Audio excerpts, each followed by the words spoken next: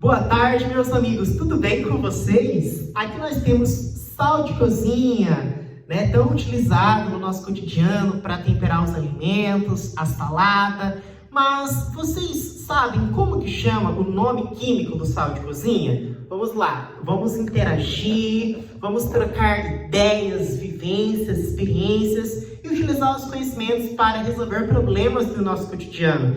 Gente, o sal de cozinha, o nome químico dele é cloreto de sódio, tá? Bom, aí ele é um composto iônico. Vamos criar uma linha de raciocínio. O que é um composto iônico? Porque ele é formado por íons, certo?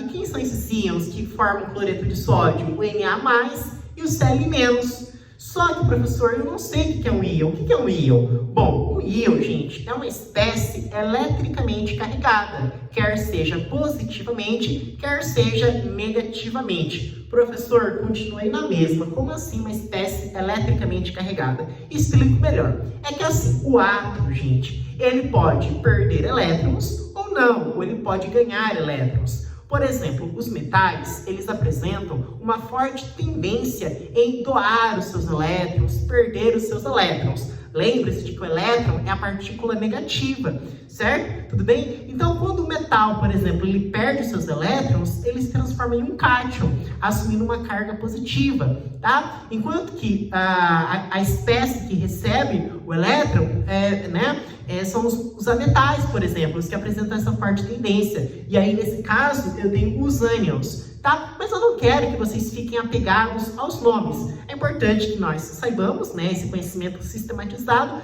mas saber que um composto iônico, né, é formado por essa atração eletrostática, porque existem cargas envolvidas, certo? Em que uma espécie perdeu elétrons, outra espécie ganhou elétrons, e que esses compostos se caracterizam por apresentarem um alto ponto de fusão, um alto ponto de ebulição. O que é ponto de fusão? O que é ponto de ebulição? Que nós estudamos lá na primeira videoaula. Ponto de fusão é a temperatura em que acontece a fusão, ou seja, é a temperatura em que a substância sai do estado sólido e vai para o estado líquido, enquanto que a ebulição enquanto que o ponto de ebulição é a temperatura em que acontece a ebulição, ou seja, em que a substância sai do estado líquido e vai para o estado gasoso. Só para você ter uma ideia, assim, para poder visualizar, imagine que você foi à cozinha e aí você pegou uma colher de sal de cozinha e colocou na panela. Você pode perceber que, por mais que se passem horas e mais horas,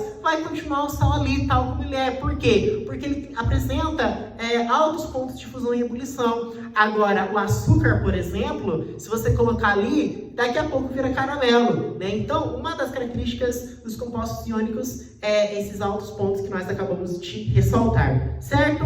Um grande abraço! Na próxima aula, a gente vai mostrar como que se monta esses compostos, trazer outros exemplos, outras aplicações, e aí eu espero que vocês deem uma estudada, leiam, tragam os seus questionamentos, certo? Um grande abraço!